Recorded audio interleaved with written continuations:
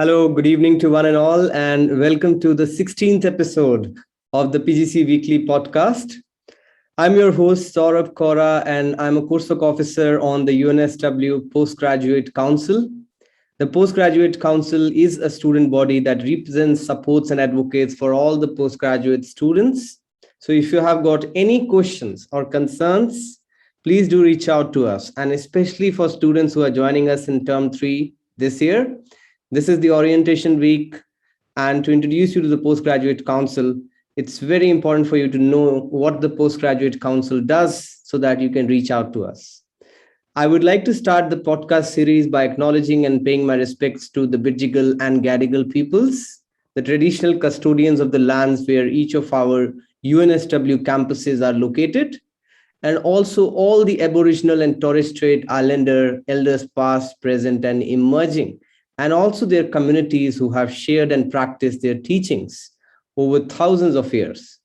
We recognize the Aboriginal and Torres Strait Islander people's ongoing leadership, as well as contributions, including to business, education, and industry. And as you can see on your screen, we have got a very special guest for tonight. His name is Aaron Ngan, and he's the CEO of J Australia, which is a not-for-profit organization dedicated to preparing young people for employment and entrepreneurship. J Australia programs are reaching out to over 2,500 young people every year, both online and in person, and they are dedicated to have entrepreneurship education to be available to every single student in Australia. I came to know about Aaron last year through the interchange and the UNSW, and what an incredible personality he is. And it's an absolute delight for me to invite you today for this episode, Aaron, and also to discuss about this wonderful topic of everything you want is available when you share what you are up to. So let's begin this discussion with what you actually mean by this phrase, Aaron. Fantastic. And Saurabh, firstly, I just want to say thank you for having me, and thank you for inviting me along. And to all of the postgraduate students who are listening into this, it's great to be with you. Wherever you are in the world, it's a kind of an interesting time at the moment. So thank you, Saurabh, and it's great to be with you and all of the listeners. And yeah, it's such an interesting statement, isn't it? Like anything that you want, like is there if you just kind of share about what you're after. And really it's part of this starts from, okay, like what do we say that we want for ourselves in our lives? And when we start to imagine that, it's like, like I might want a really good career. I might want that romantic relationship. I might want those really good grades. And what we can start to notice is that any time that we go for things that we want, sometimes there'll be that fear, what if I don't get it? What if I don't work? And a lot of the time what shows up there is like, I'm going to go for it, but I'm not going to tell anyone about it. Or I'm going to try really hard, but if I don't let anyone know, no one's going to know if I fail. So really, we have this boundless ambition to go out and achieve amazing things. We've got this endless imagination that goes, hey, I'm going to go change the world. I'm going to go make a difference. I'm going to take myself on. I'm going to take the world on. We're going to do great things here. And we've also got this counterforce of, what if I stuff it up? What if no one likes it? What if people judge me? And I think we can kind of all be really familiar with that experience. Like, what if no one likes it? What if everything just goes badly? What if I just ruin my reputation everywhere? And the thing to start noticing is, okay, where does that sit in there and stop you from just telling people what you want to do? So that's kind of the first little piece of it, just like noticing, first of all, when we notice, I'm being suppressed, I'm kind of stopping myself from sharing things. Often it's because one of those reasons. We don't want people to judge us. We're scared of stuffing it up.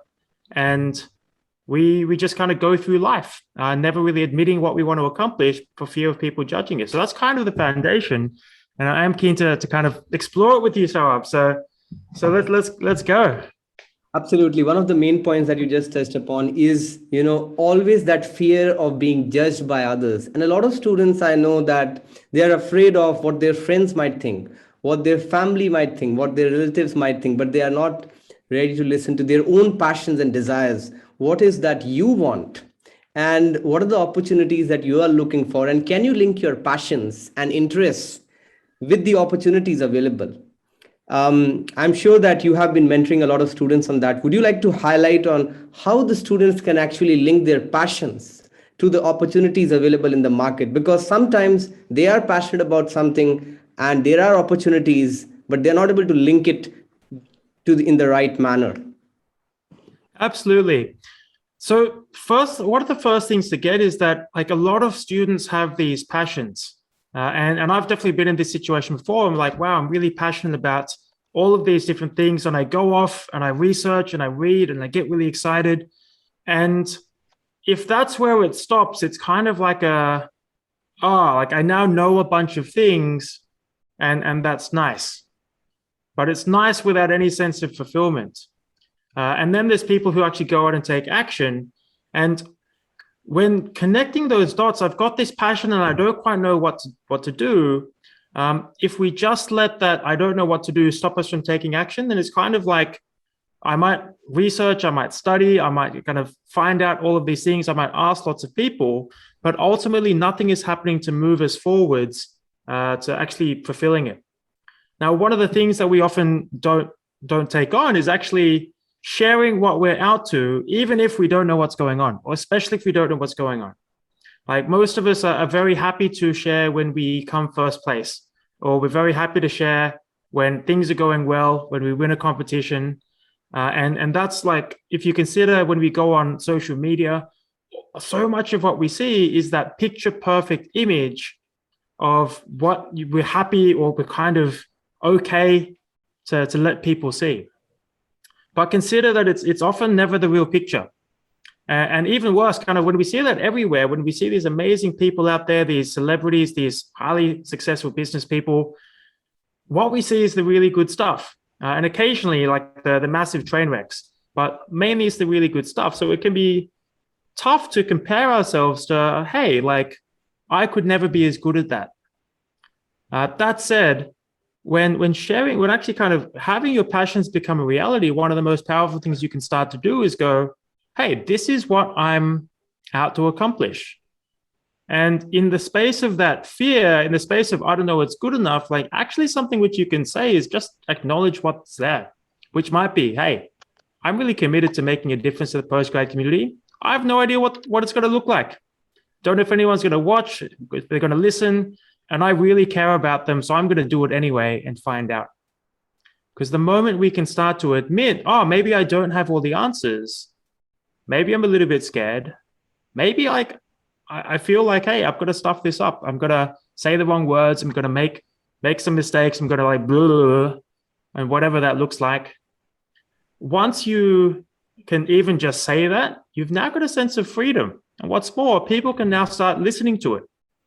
Because if we are in a world where everyone's trying to be perfect, trying to put on this image and shape this picture, all we're really seeing is that picture. We're never really seeing what's underneath and who's actually there. So in terms of your question of actually how do we connect people's passions, the first thing I would say is just share your passion. Tell people about it.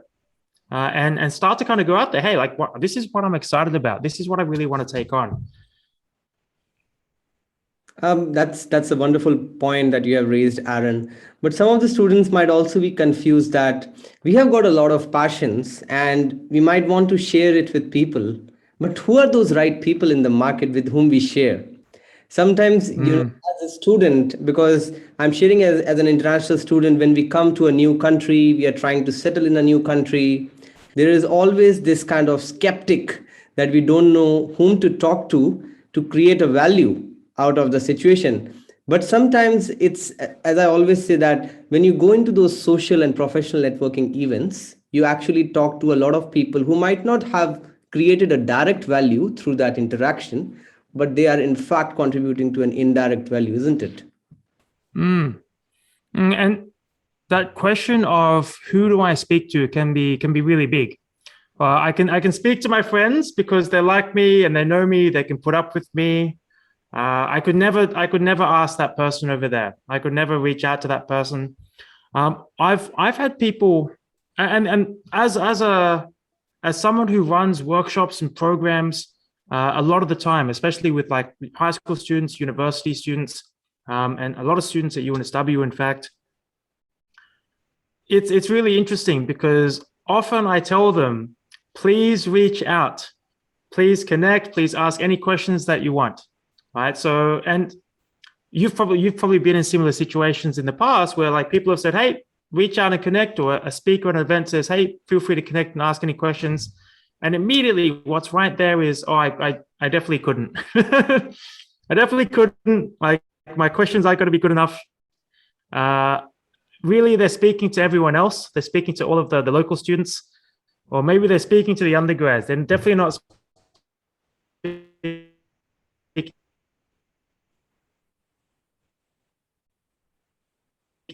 to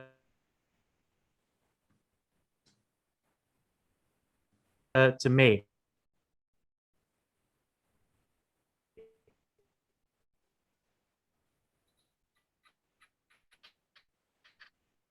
This is what could happen. This is what they could say. Nothing's going to happen. Or they're just going to say no. And I just start to kind of create this whole world of, look, it's not just going to work out anyway. I probably just, easy if I don't do anything, right? Easy if I don't do anything. And every single time that I've experienced that, and not every single time, by the way, have I actually gone out and done it. It might seem that way sometimes, but not every time. But the times when I have, and especially the times where I felt that resistance and I felt, okay, how do I make sure I get this perfect? And I've actually just gone and pushed the button and hit send, either with a message or with a post. It's pretty spectacular. Different things start to happen. So last year I was kind of like looking at what can I do during COVID? So I started doing resume reviews. I mean, me and you, we did one with ourselves, and I had that idea for a good 4 weeks, and I was busy and I was in my head. I'm like, is it going to work? Is it going to stuff up? I was busy getting it perfect. I knew what I needed to do, but there was that resistance. Same with a lot of people have with reaching out to other people to connect about their passions or just anything at all, like career advice, whatever. And the moment I clicked send, it just kind of went out into the world. The action was taken. And first of all, I was like, okay, cool. I can breathe now. I don't have to stress about this anymore. And then stuff just started happening. First of all, people were like, hey, this is great. Let's do that resume review. And secondly, like random stuff started happening. I had a friend from that I met from 8 years ago, like kept in touch every once in a while. He was like, hey, I'm running a resume website. Can I pay you $2,000 to come in and record some videos for me? And I was like, wow, I never would have even thought to asked to do that.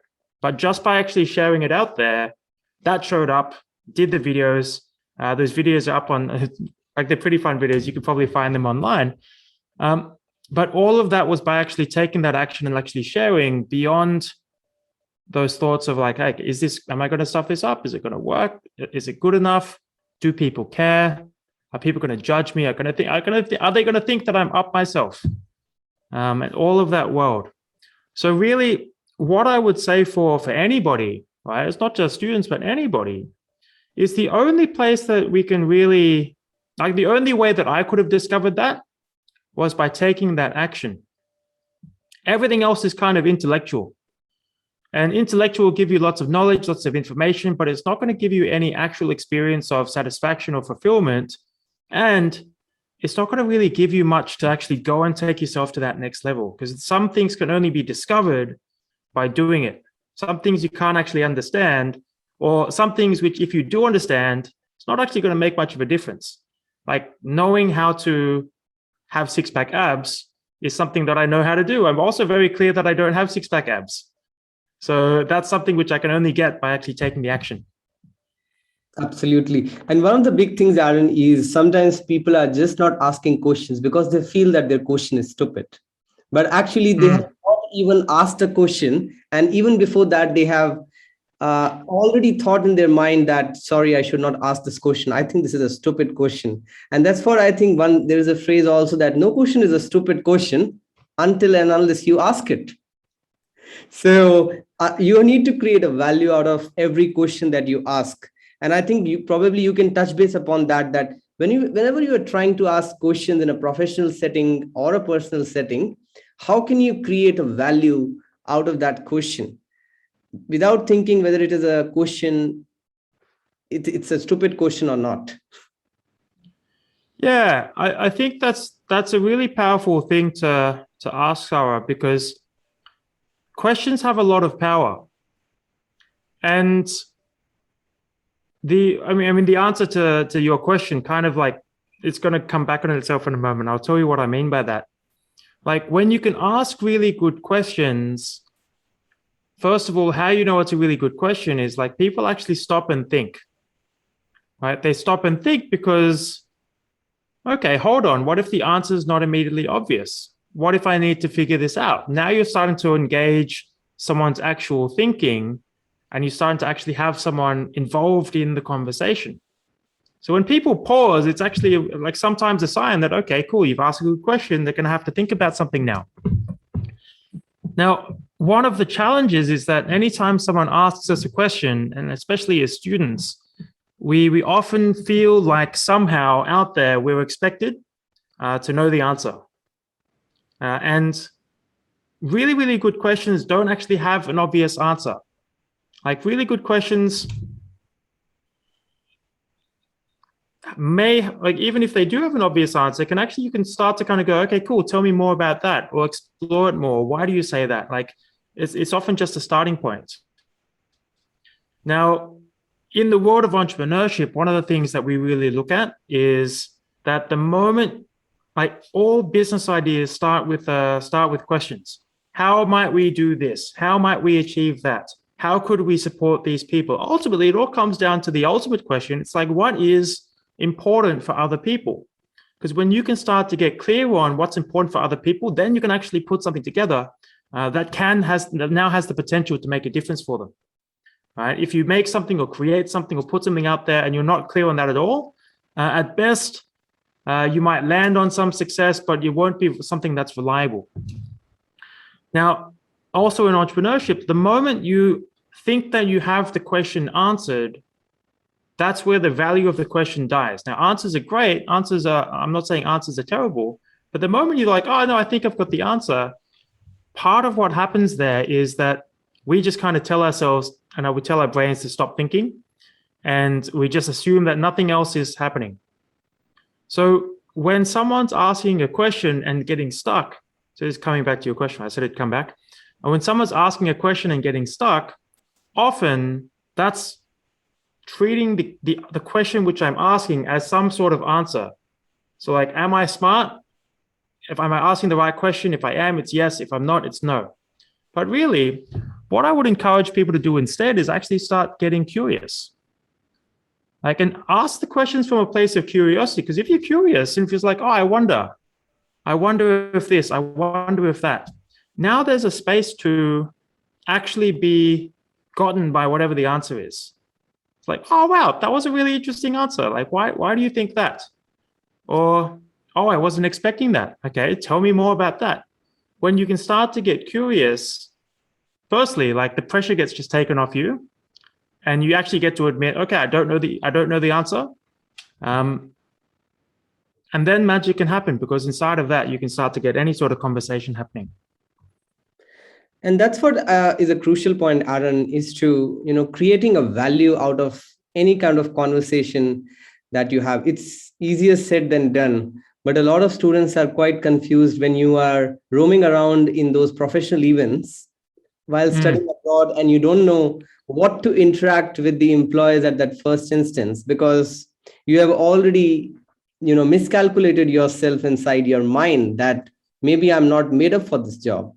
Maybe I'm not the right person for this job, because we are targeting a job, but we are still not ready inside our mind. We are still not ready with something inside us that is stopping us from thinking that we are suitable for this position, because probably we have not devoted ourselves to skill up to that level, right? So what do you think in terms of identifying those loopholes or deficiencies in you, and probably having some sort of self-introspection to understand where are you missing your goals, and how can you reduce the gap between your goals and that position which you are targeting?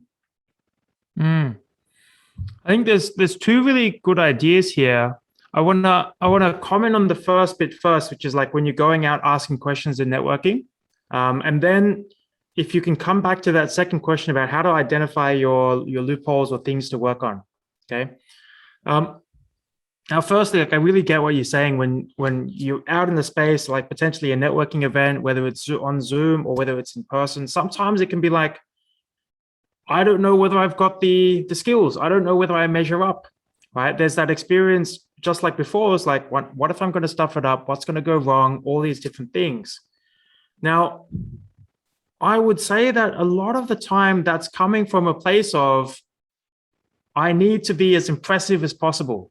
There's all of these employers, there's all of these reps, there's all of these other students who are definitely way more impressive than I am, potentially. And we want to be as impressive as possible. And when we do that, it's often just really, first of all, it's really tiring. It takes a lot of effort. And there's no freedom in our ability to just kind of speak and express and get curious. Because now when we're trying to be impressive, what happens is we're constantly thinking, how do I say the right thing? How do I say the right thing? How do I say the right thing? Stand the right way. Do I lean forwards? Okay, I need to put my shoulders back. I need to kind of do this. And now we're focused in our heads about all of these different things just so that we can be as impressive as possible. I point this out I also do a public speaking coaching program. So I really kind of create this in that program. But one of the things I would offer people in those situations, instead of trying to be as impressive as possible, because being as impressive as possible like really just suppresses your ability to just be free in a conversation. And you actually see those people who are out there who are charismatic, they're social and all that sort of stuff. Like sometimes like you notice them like, and they'll do random stuff, but they'll just be like carefree about it. In fact, if we look at young kids are the experts at this because they'll just be like, hello, and they'll come up to you and then you say like, oh, hey, what's it going? And you just like, they're just very engaging, very inspiring, very charismatic naturally because they don't hold anything back. They're not trying to pretend to be anywhere. They're not trying to be impressive. They're just like, I'm the best. And then they run off and do their own thing because that's what the kids do. What I would offer people is instead of being impressive, in those situations, actually stand in, okay, what could I be impressed about? So if I met other people and could start to find, okay, like, hey, I'm really impressed by your drive, or I'm really impressed by your company, or I'm really impressed by what you do. Tell me more about that. Or even asking people, hey, like, what do you love about working at this company? I'd love to know, like, because I'm really just impressed by how engaged and alive everyone seems. And all of my mates who've worked there or wanted to work there, everyone wants to work there. I want to know why. I'm just really impressed by you. So now you're in a space of really giving someone else the space to just share what's going on for them. So in that sort of sense, right, like in those settings, if you ever notice getting stuck in a networking session, really just notice, okay, am I trying to be as impressive as possible? Is it tiring? Is it like stuffy? And a lot of us get really good at pretending and acting such that we're very impressive. Like it's just baked in for some people. So some people are really good at it. But the real freedom is actually just being impressed by other people, because in that space, everything can show up. Okay. So that's what I wanted to speak about first, because you mentioned that perfect example. And I want you to ask me again, you were talking about how do I identify and find the loopholes and the gaps? So ask me a bit more about that question. So, this is a very common thing in a student life, especially, you are an undergraduate student or a postgraduate student. When you are still trying to identify your goals and career path, and you're not sure of the job that you're applying to is actually the correct one for you or not, because probably you are not sure of what your goals are in the long term. As you said, that as and how you grow, you get molded by the society. As you were talking about the youngsters, the young kids, they will be as natural as possible because probably they are not constrained by the societal norms. But as and how you're growing and you have those crucial years of 18, 19, 20, that's the time when you are being judged a lot by the society, and you start getting affected. And instead of getting affected, if we stay the way we are and try to carry forward with the path that we want to eventually go into, we can in fact be a better human being, isn't it? And maybe reach the career goals that we are looking for. Yeah, and I agree, right? Because like you said, in those formative years of our life, it almost feels like the world expects so much of us, right? And that expectation, whether it's from friends, whether it's from, and it's not, they might not even be telling us things. It might be just that they share about, well, maybe I should do that. Or our parents, hey, why, like standard Asian parents, right? Like, not my parents weren't that bad, but in fact, my parents are pretty great. But the stereotype for Asian parents is like, hey, okay, piano or violin, which one? Okay, doctor, lawyer, or business person or engineer, which one? So you've got all these expectations kind of weighing in on us. And in that sort of space, like, it's easy to kind of see that expectation pulls us towards like this one path, right? So first of all, I want to say there's actually nothing wrong with that. And some people discover passion inside of those things. Now, in the world of discovering, like, people struggling to find their passion, well, firstly, a lot of the time we say this word, like, I need to find my passion. I can't find my passion. Like, where's my passion? And there's advice and tips. Okay, top 3 ways to find your passion, and as a postgraduate student, right? The trouble with that is anytime that you're trying to find something, right? Just think about anything that you would find. Really, you're only ever finding something because it's lost, right? So the moment we start to say, okay, cool, how do I find my passion? We're actually telling ourselves it's lost, it's lost, it's lost. And then we kind of end up in this struggle. It's like, is it this? No, like, I'm still trying to find it, so it must be lost. So we are encouraged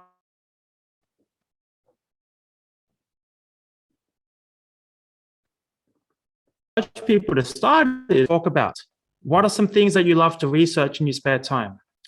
What are some things you love to just contemplate and think about? What are the different things that what are the different types of things that you like to consume? Like, so information, documentaries, media, Netflix even. What are the different things that you like love to create? Okay, like, so all of these different things, like, you can start by actually mapping out your time and go, okay, where do I spend my time? What do I automatically start to do? What do I maybe already enjoy doing? All right, so that's a starting point where you can actually discover, okay, hold on, there are these things which I really enjoy doing. Or even when I'm in these situations, wow, I just really enjoy that. What's going on there? Because all this time where we spend trying to find our passion, where we're often kind of up in our heads trying to imagine and analyze and figure out all this sort of stuff. But what we're not doing is we're not actually getting present to what's going on right now, right here. Because when we can start to kind of go, okay, cool, this is where I'm at. I've got the marks which I've got the subjects that I've got the friends and family and people around me that I've got. Okay, the moment I can get present to, okay, cool, great, this is it. And this is everything I've got, and there's actually nothing to resist. It's all perfect. Now I can actually go, okay, cool, like, what do I want to create? Like an experiment, like getting curious. Okay, like, what if I got passionate about this random thing for today? Okay, let's go create something. So when you can start to pull it back down to nothing and kind of identify and just notice all of the expectations, and just kind of get, okay, cool, these are the expectations that I have on me. All right. And not resist it. Now I've got the, like, okay, cool, like, what if I try something else out now? Because the moment we're not resisting anything, we've now got the freedom to just kind of be here and see what I discover. And then the next step is going, okay, I've identified a few things. Let's try it out. Let's give it a go. Let's see what happens. So, like, which is why, like, I really acknowledge you, by the way, because you were like, hey, let's do this podcast. And at the start, I imagine you would have been like lots of good ideas, but not really knowing what the podcast was going to look like. And now that you've actually done it, you've now had the chance to have conversations with so many different people, really developing your public speaking, really making a difference to people, probably way more than you initially thought was possible, Saurabh. I'm guessing, is that accurate? Absolutely. Whenever you are trying something new, you have some assumptions, but then you are not sure about certain things because you assume on the basis of your theoretical knowledge, on the basis of what you have seen others doing. But when you start doing on your own, I think there are a lot of experiences which you go through, which actually help you to justify some of your assumptions, but some of your assumptions are completely wrong. Let me just tell you that. So, you have to rework on your assumptions, and sometimes you have to make sure that you are satisfied that we are still happy with the fact that our assumptions went wrong, because it takes some time to digest that I was assuming that I will get this result and I've not got that. But still you have to satisfy yourself and move forward and continue to introspect. Probably we can take a question from the one person who joined. Okay, I don't see anybody joining on Zoom. So another question, Aaron, I would like to ask you was related to the comfort zone. We know about how difficult it is for students to come out of their comfort zone. They are always wanting to be in a situation which is comfortable to them, or through which they can easily get their paths solved or get their problems solved, but they're not ready to enter into discussions which might be taking them to a difficult path because they think that this path is not meant for me, without even trying, without even experimenting whether it is the right or wrong path for them, isn't it? Yeah, and what first of all, I do see that a lot. And just want to be clear, what's the question?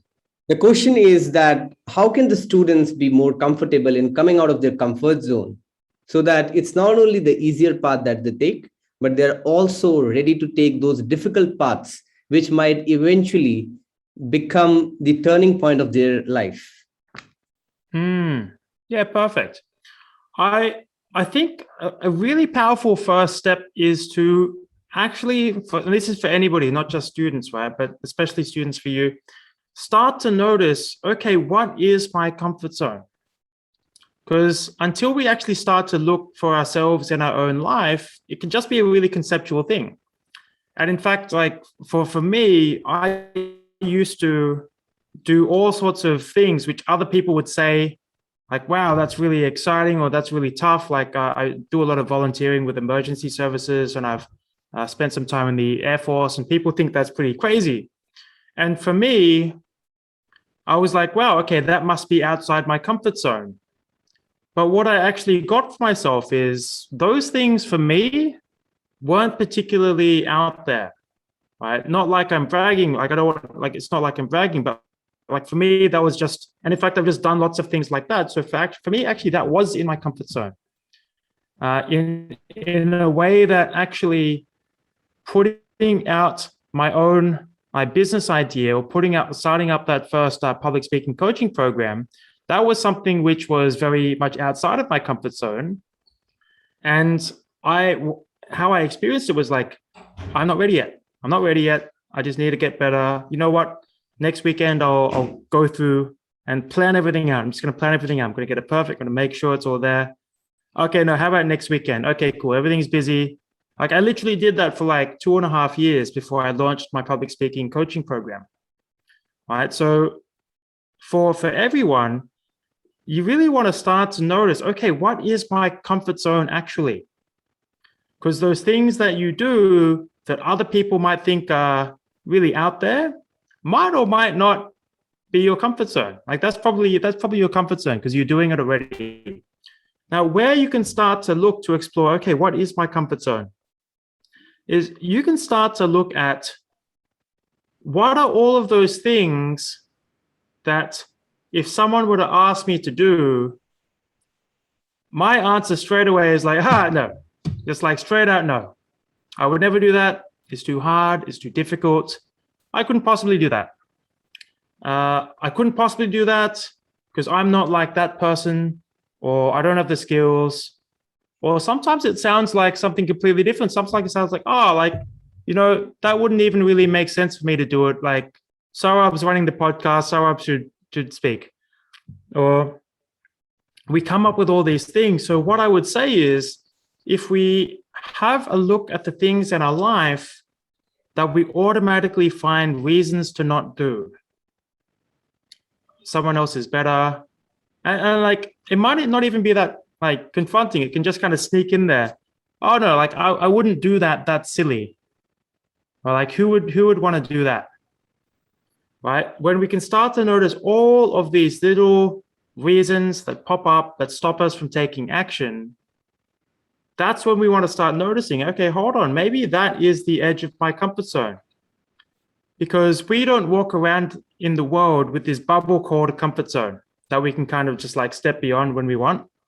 Like really how it occurs for us is like, oh yeah, of course I would do that. And like, why would I do that? Like, it's kind of like we already automatically have that as a reaction for us. I jump out of a plane, even if I've got a parachute on. For a lot of people, it's like, no, why would I do that? That's silly. But when we can start to identify those moments, now we can start to go, okay, hold on. What if I did it anyway? What if I tried it out? Even if it might seem stupid, even if someone else is better, especially if I feel uncomfortable, now you're starting to ask questions that are going to get you closer. Because when you can start to ask one of those questions, now you're going to have to confront what's actually going to stop you from doing it. So firstly, for students, I'll pause there and see if you've got any follow-up questions. But first there, you want to actually identify, what is your comfort zone? What is it really? And what does it look like? What are all those constraints which are there? Because until you get clear on those constraints, anything that you do is probably still going to be within your comfort zone. Not like it's bad or wrong or it's not going to be beneficial, because most of life, we go through life just kind of doing what we're comfortable in, and we kind of stretch ourselves by accident. So yeah, I'll pause there. Like, does that give you a sense of it? Like, first step, identify your comfort zone. Absolutely. I think that must have given a great perspective to the student community as well, Aaron, because identifying your comfort zone, in fact, the defining your comfort zone itself is quite a difficult task, because sometimes people are not able to even identify what their comfort zone is. We might define comfort zone in different ways. I might say that probably my comfort zone is that I cannot handle too many tasks at one time. I want to deliver on 2 tasks on a day, but I want to deliver quality work. So I've already said that thing in my mind, that I can only do 2 tasks a day, and I'm not ready to try doing the 3rd task. Probably if I do the 3rd task, that might turn the things around. That might give me an opportunity. Or probably if I start tapping onto more LinkedIn connections on a day-to-day basis, sending them a LinkedIn note stating that, hi, I found you on LinkedIn and I found you doing a very great project. Can we connect or collaborate on some of the projects? I love even I'm doing something related to that. So I'm just giving you an example, of a That's perfect. I'd love to pick that apart a little bit, right? Not pick it as in build on it, right? Because if you think about it, having a look at Saurabh right now, in this moment, if you look a year ago, how much more are you willing to take on, and do you actually in fact take on now compared to a year ago? Would you say is like a lot? Not much? Are you doing about the same? Where would you say you're at? I think absolutely. As in how you move forward, you tend to grow yourself, and you tend to. Yeah, but just compare yourself with this time last year. So September last year. Like, how far do you think you've come? I think there is a tremendous growth, definitely, because of the fact that you have gone through different kind of experiences. Being in the student representative position, you tend to learn a lot of things. You tend to interact with a lot of new people. And over a period of time, you also try to understand what's good for you, what's not good for you. You should prioritize your time.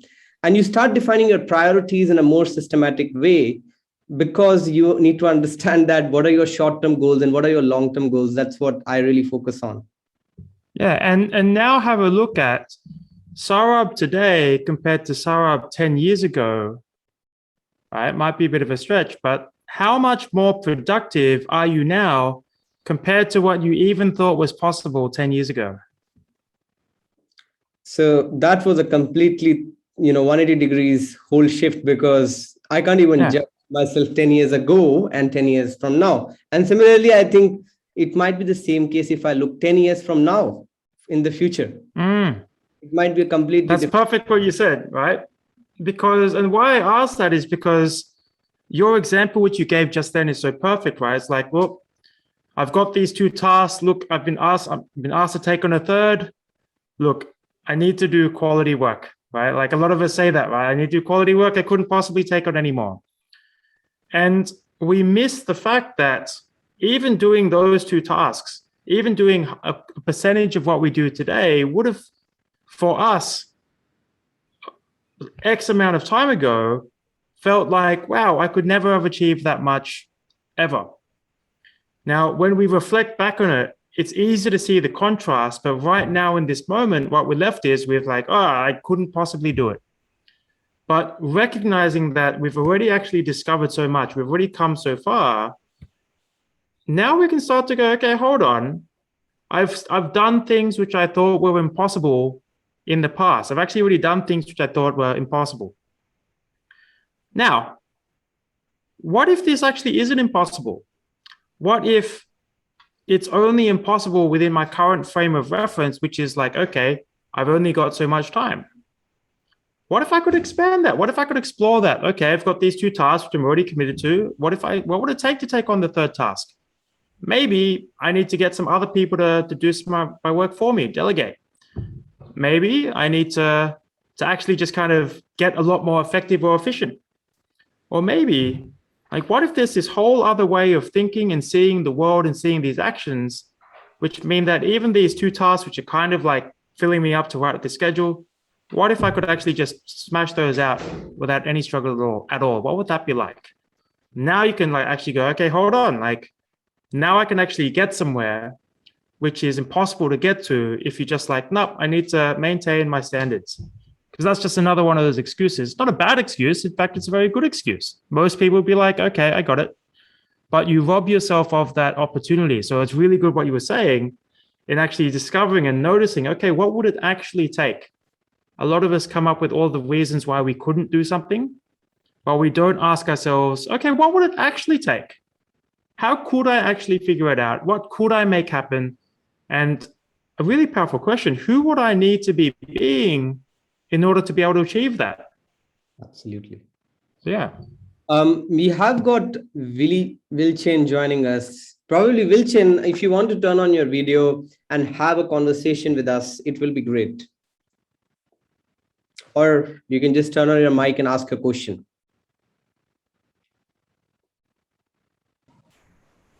Hey, hello, you guys. Can you hear me? Hello. Yeah, I just came back from outside and noticed there this is the event. I probably have missed most of it, right? No, that's okay. And it's open for questions and answers about anything you might be dealing with. So what's on your mind? Well, currently like get stuck in Hong Kong, trying to wait for the like travel restriction of the AU government so that I can go to Australia for my study.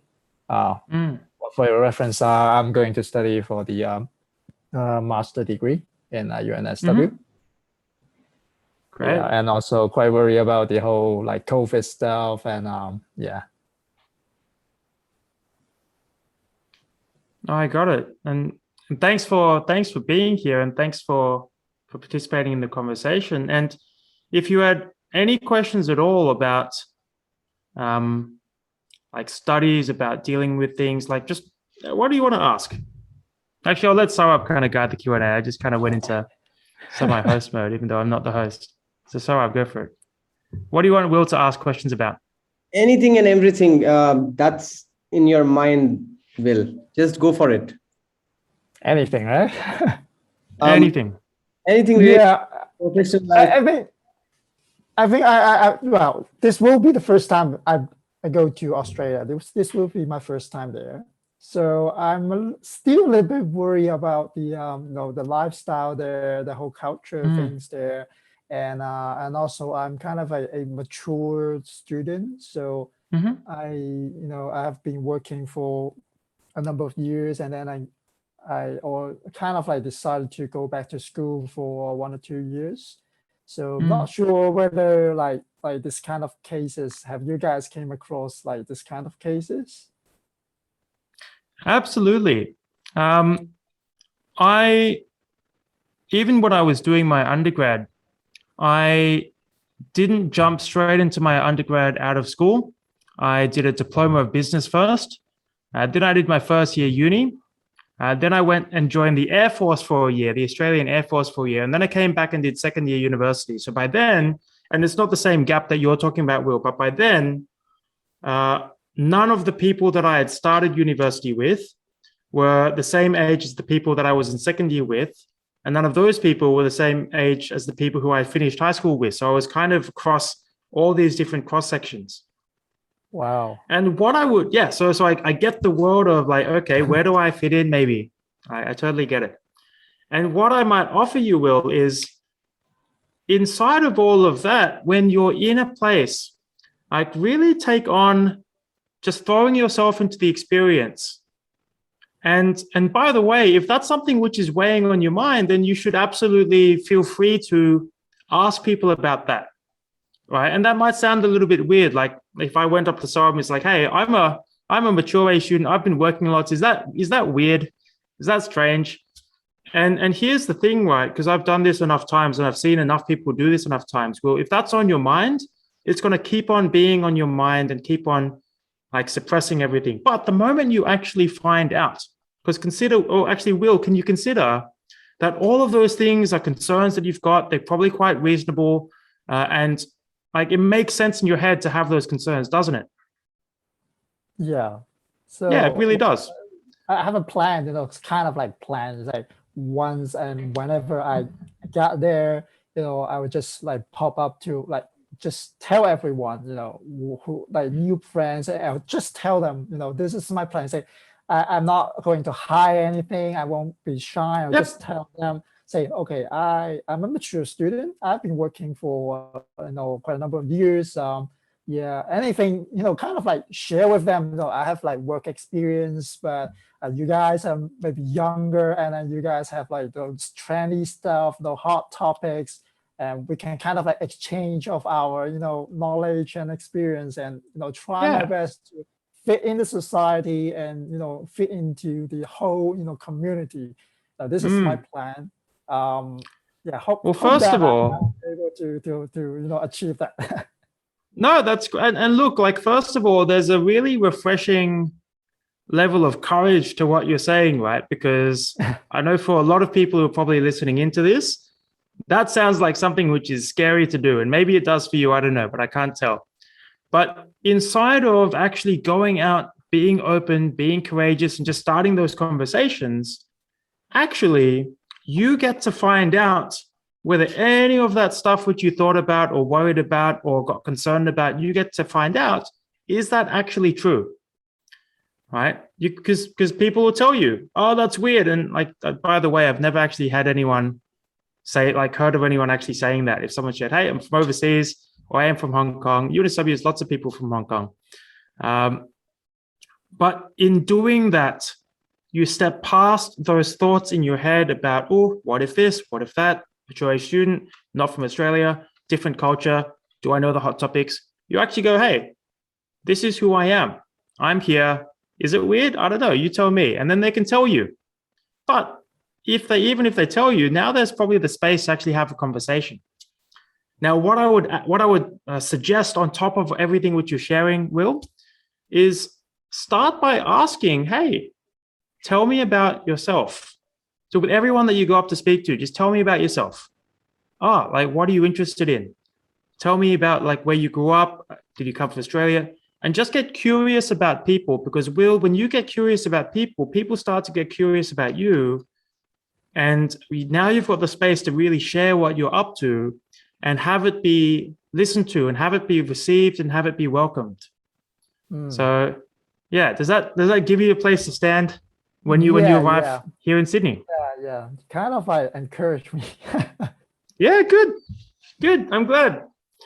Yeah, and we've got. I'm not sure whether like people may think that it is weird, but well, one thing you just mentioned is true is that you won't know whether it is true or not until you really ask for it. Until you really ask the question, say, okay, I'm who I am. Am I weird? Or anything you want to share with me? Do you want to be friends with me? If not, it's okay. No bad feeling. But yeah, I just want to share with you, and just kind of like be open-minded to myself. Like try to be curious. Yeah. I use your word. Yeah. Be curious.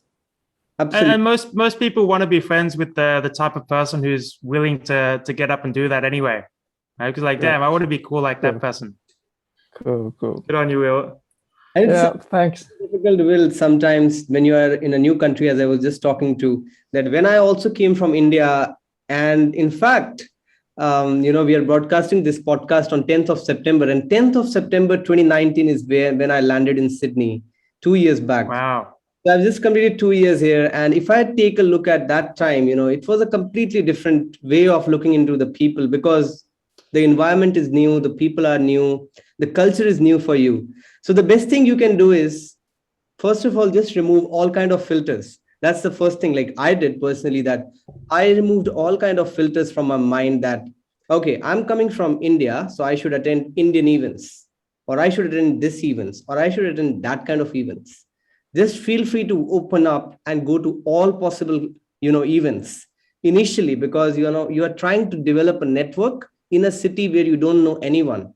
So when you are doing it from scratch, it's very important for you to just go in, talk to different people. Maybe you might not get any value out of that conversation, but slowly and steadily, you keep on building up a network, which might eventually give you a value after 1 year or 2 years.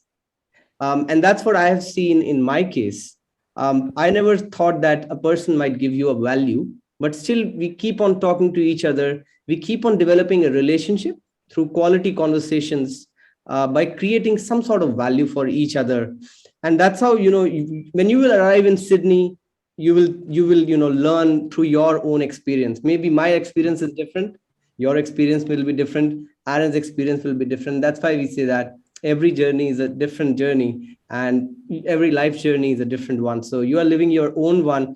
And if you do it in your own way, and if you can connect what Aaron just spoke about, like for the last 50 minutes, of connecting your passions to what you want to be, then you will be going to be getting those opportunities getting into your hand in the next 2 or 3 years in Sydney.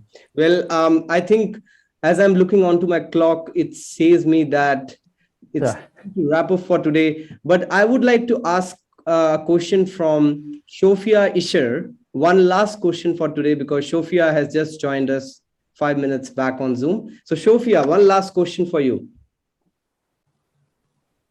Any question that you want to ask to Aaron or me, or have a conversation on any topic? Well, hello. Hello. I'm sorry, I'm just joining this Zoom. That's okay.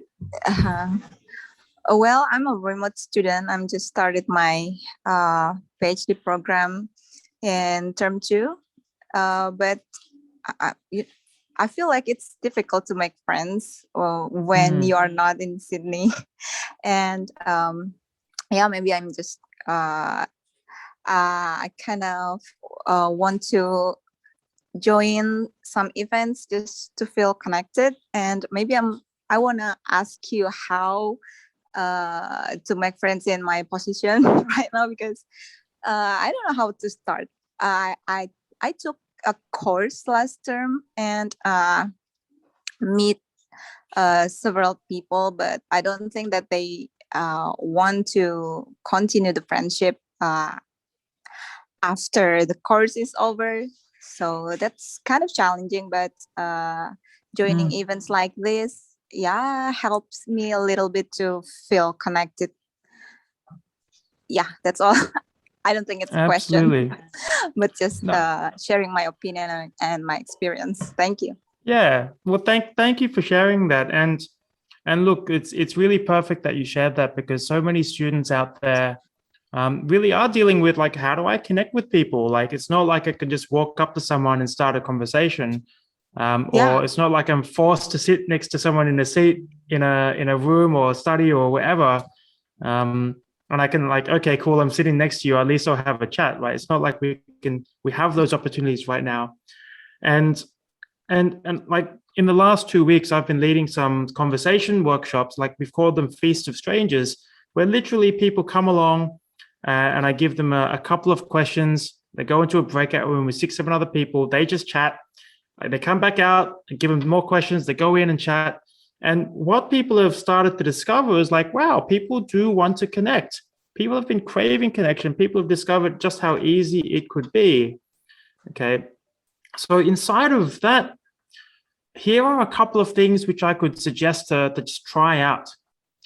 So firstly, like, and this is from an earlier topic in the podcast, we were talking about actually getting curious about other people. In fact, it came up when Will said.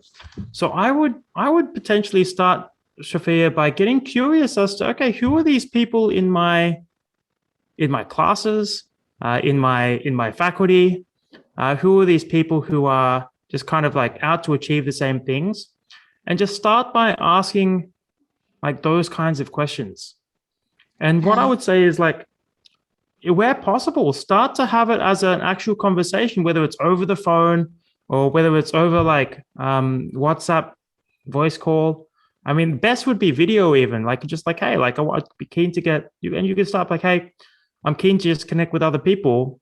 Would any of you like to just kind of get on a thing and just have coffee someday and just kind of chat about what we're all up to? I'd love to get to know you more.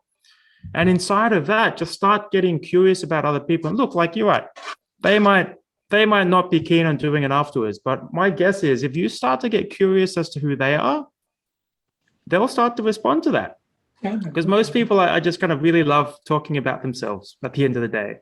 If you give them that opportunity, now you've got the space to actually start to connect. And here's one last thing about that. When you're actually just sharing with them what's going on for you, share like you just did, right? Because what you just said was really like powerful and authentic, right? Because you were like, hey, like I want to make friends and I don't know how to do it, or I don't know what's going on, right? So it's not like you're pretending to have it perfect. It's not like you pretend to have it figured out. It's like, hey, like this is what's there, right? And so many students, by the way, are trying to figure out the same thing. Okay. So when you can kind of just be like open and authentic like that, like people really respond to that. Well, yeah. Okay, I'll try. Good for you. Like, yeah. Hope that answered your question, Shofia. But also, just to inform you that in the postgraduate council also, we keep on organizing a lot of social events for you in a virtual environment as well. So you do keep a check on our page, and that is a great way to connect with your fellow postgrads who are studying in the same university. So you can come and join us on Zoom, and here also we will form some breakout rooms, and you can have some social interactions, and then probably stay connected to them after the event as well on Facebook or LinkedIn, and keep on chatting with them on a regular basis. Maybe out of 20 people that you meet, you might regularly interact with 5 of them, and out of 5 of them, maybe 1 might become your close friend. That's fine. And in such way, you keep on attending more and more events, you might get more quality connections. And I think that's what Aaron was trying to point out. But with this, I would like to come to today's podcast. And I would like to personally thank Aaron for spending so much of time today, because I know your routine is so busy. It's sometimes even, difficult to catch hold of you, and you're not even sometimes responding to the messages. And not to blame you, but to just tell you how busy you are. And at this point of time, spending an hour with us, I'm really feeling privileged for that. Thank you so much, Aaron. You're welcome, Saurabh, and really congratulations on what you're doing in here. Really kind of creating this resource as to support your student community. So it's really well done. And thank you for having me. It's been a genuine pleasure to be here and be with all of your audience. Thank you.